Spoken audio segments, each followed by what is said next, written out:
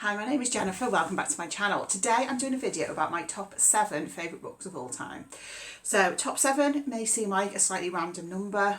I have ordered these books as well, so I could have done it as a top 5, but I would feel bad leaving out books 6 and 7. One of those books in particular, I think on another reread, could very easily break its way into my top 5 of all time, so I didn't want to leave it out. And then I thought I could expand it to a top 10, but I feel like I'd maybe be reaching slightly for those final 3 books, because whilst there are some that I think would be potential top 10s, I think I would need to reread some of them another time just to be able to cement them as a proper all-time favourite book. So we're going with the top 7. I purposefully haven't put a picture in the thumbnail of me holding the books because I'm interested to know if any of you can guess what's going to be on this top 7. I have mentioned all these books at various points on my channel. I did do a video 2 years ago talking about 40 of my favourite books of all time. The reason I did that was because I turned 42 years ago. And these books did all feature in that video, but that video wasn't like properly sort of numbered like this one is. I'll link that video down below. So here we go. These are all books that I love with all my heart. And in at number 7 is Life After Life by Kate Atkinson. So this is a book that I read this for the first time 10 years ago, because it was one of the first books that I read when I joined my library book club actually. And then I reread it towards the end of last year and realised just how much I love this book. So this is historical fiction, opens up in the early 20th century with the birth of a baby called Ursula. And Ursula dies right at the start of the book, but then we loop back, we see Ursula's birth again, and we see what would happen if she didn't die then. And so Ursula has various deaths throughout the book, but we loop back around and we live that again, and we see if that didn't happen, what would Ursula's path have been. And I just really love that concept, that idea of telling the story through those sort of time loop ways. It really, really works for me. I love Kate Atkinson's writing. I think Ursula is a brilliant character, and as she goes through her different lives, so this is set during the 20th century, so it takes into account like the World Wars, for example, and we see the different paths Ursula's life could take then. And Ursula does have some sort of like vague memories about different things, like a bit of a weird deja vu feeling that she gets at certain points, which I just think is really, really interesting, and I love this book very, very much. In at number 6, and this is the book which I think could well break into the top 5 on another reread, and it's Frankenstein by Mary Shelley. I only read this for the first time a few years ago, and I've read it twice now, and I honestly love it so much. Like when I read this book, I just feel so completely immersed in it and swept away by it. I think it's a brilliant, brilliant novel, and I'm not a big classics reader at all, but I love Frankenstein so much. So I'm sure you know what this is about. This is about well, what I particularly like actually about Frankenstein is the narrative structure. So we open up with this, like a sea explorer who's writing a letter to his sister back home in England, and he's come across this man who's like on the brink of death, who turns out to be Victor Frankenstein. So we get the letter from this man, and then we get Victor Frankenstein telling the man his story. And obviously we know Victor Frankenstein has created this creature who then he's sort of like abandoned. So we get Victor Frankenstein's narrative, and then right in the middle of the book we get I think it's just one chapter from the creature themselves, which is my favourite chapter of the whole book. I think it's absolutely brilliant. And then the narrative sort of comes back up the other side, so we get Victor Frankenstein's narrative, and then ending with this guy writing the letter to his sister back home. I think the themes that are explored in this book are really, really fascinating. The writing is wonderful. I just love everything about Frankenstein. I think it's almost a perfect book, I think, in many ways. It's actually this copy, I have 2 copies of Frankenstein, and this one I got a few months ago in a blind date with a book thing, you know, in our local independent bookshop. Sometimes they'll do the thing, you know, they wrap the book up in brown paper and they'll have like 5 or 6 different like keywords on the front that'll describe the book. And I remember when I saw this, and I don't think I've got it anymore, but everything that was used to describe this book, I was like, this actually sounds like my perfect book. Like, I don't know what this book is, but it sounds like my ideal book. And then when I got it home and opened it and it was Frankenstein, which I had already read Frankenstein by that point, I was like, okay, that makes sense. That's probably why I love Frankenstein so much, because it's literally like everything I love in a book. You have intrigue, you have murder, you have like adventure, you have betrayal, revenge, introspection. It's I love it so much. In at number 5, which one am I going to do? Yeah, number 4 and 5 are slightly potentially interchangeable. Number 5, we're going to go with 1984 by George Orwell. And this is the only copy I've ever read from. So I first read this probably about 30 years ago as a teenager. And I just really, really loved it. So this obviously is the sort of a famous dystopian novel about Winston Smith, who is living under the regime of Big Brother. What I love about 1984 is what it says about the power of language. And every time I reread this, I am it's almost like I forget how much I love that aspect of this book.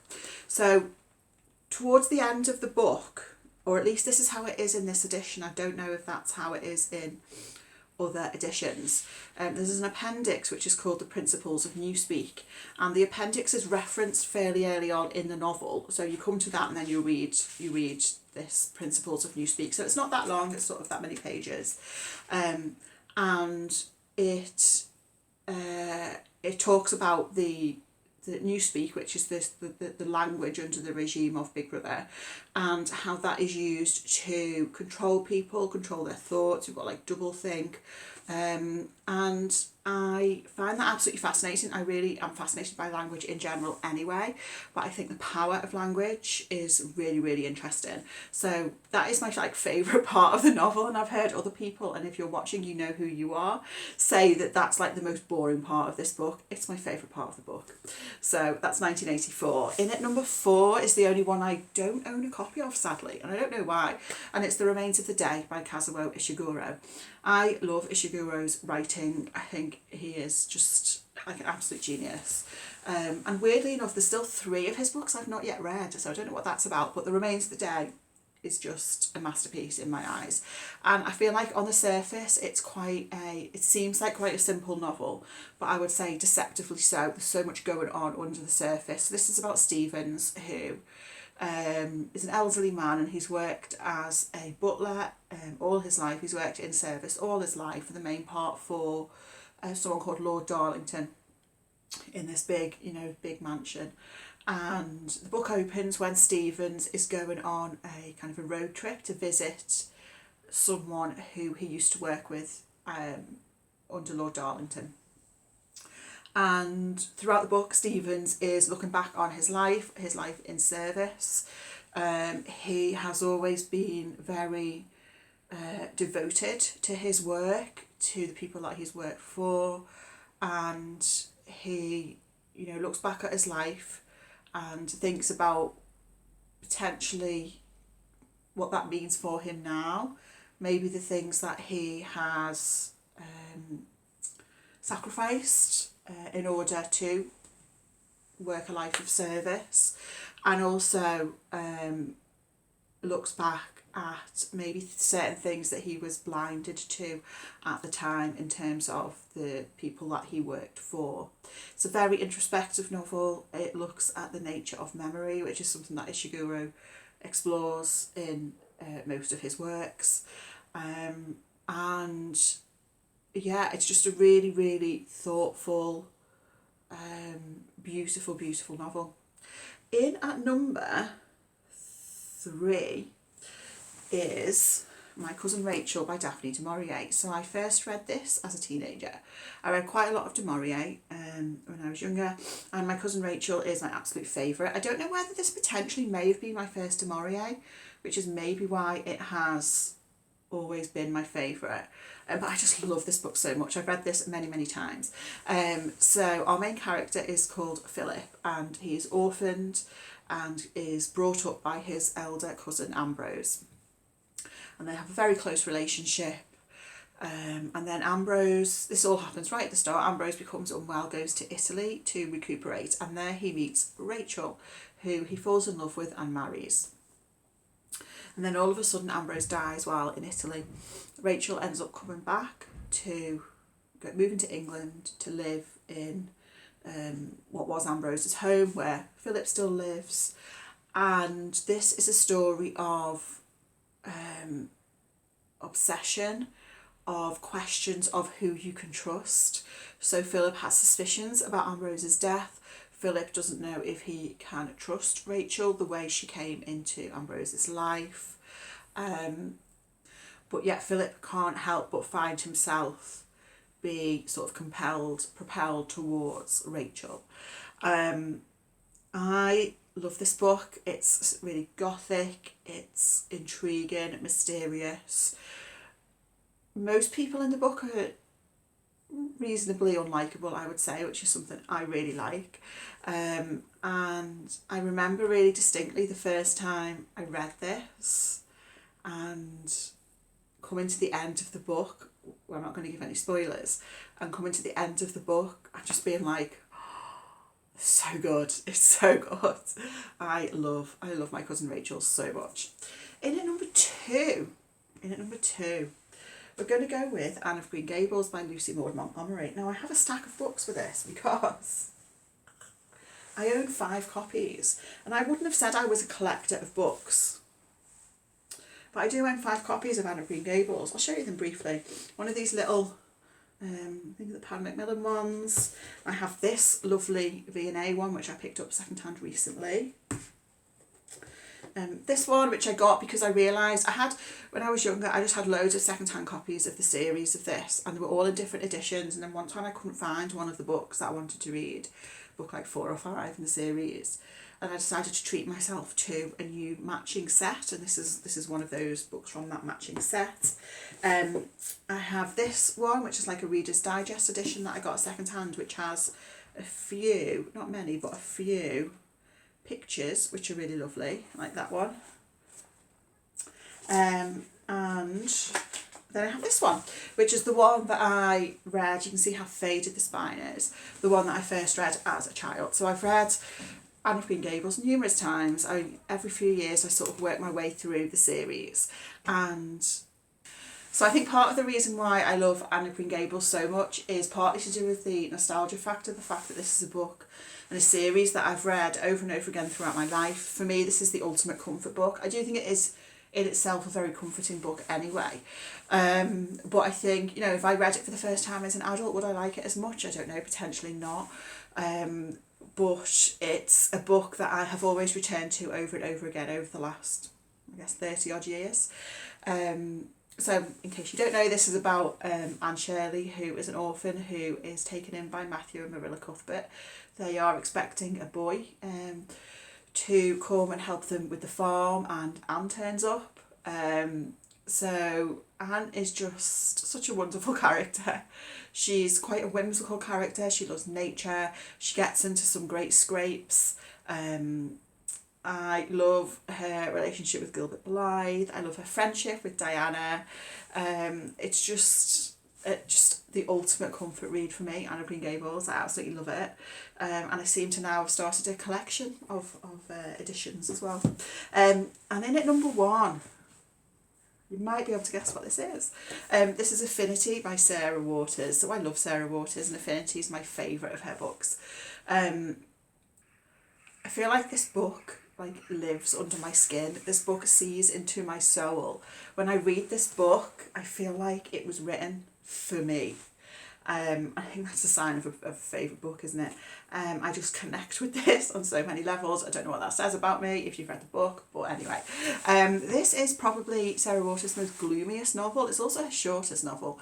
It was her second novel, first published in 1999. It's set in Victorian London, and we follow our main character Margaret, whose father's recently died. She's had a troubled time and she decides to volunteer as a befriender, going to visit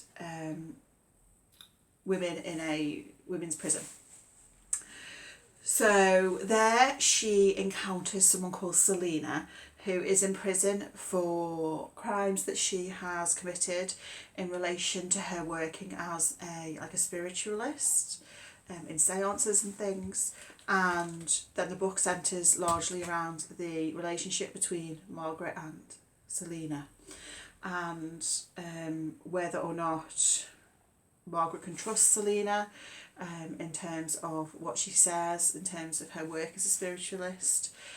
One thing I particularly like about this book, and I've only sort of realised this recently, that this might be why I like this so much, is it's told in first person. So it's told in diary entries from Margaret. So first person's perspective, so we really are in Margaret's head. It's a very, very stifling book, very claustrophobic, and because it's told in diary format, you really are in Margaret's thoughts, in her sort of, how would I describe it, sort of like tumultuous sort of thinking. And throughout the book we also get some first person perspectives from Selina in terms of, I think again, diary entries which were written at the time leading up to Selina being arrested and being imprisoned. So it's about the relationship between these two women. It's about who we can trust or not, and sort of where this is going to end up. And I just love it so much. So yes, going back to what I was saying about first person perspectives, I think I'm right in saying that most of Sarah Waters' other novels are all third person. I can't quite remember whether The Little Stranger may have been first person, but that's a very different book. But all the other ones, I'm pretty sure, are third person. And first person is just something that I always prefer, because you are so much in the character's head. So yeah, like I love Affinity so much. It's my absolute favourite book, even though I've only read this twice, and that feels like not many times to have read a book to say it's an all-time favourite, but both times I've read it, I just feel like it speaks to me like no other book speaks to me. I just absolutely love it. So yeah, so those are my top 7 favourite books of all time. So let me know if you have any thoughts. Let me know if we have any favourite books in common. Let me know what your top 5, 7 favourite books would be. Thank you so much for watching, and I'll speak to you again very soon. Bye.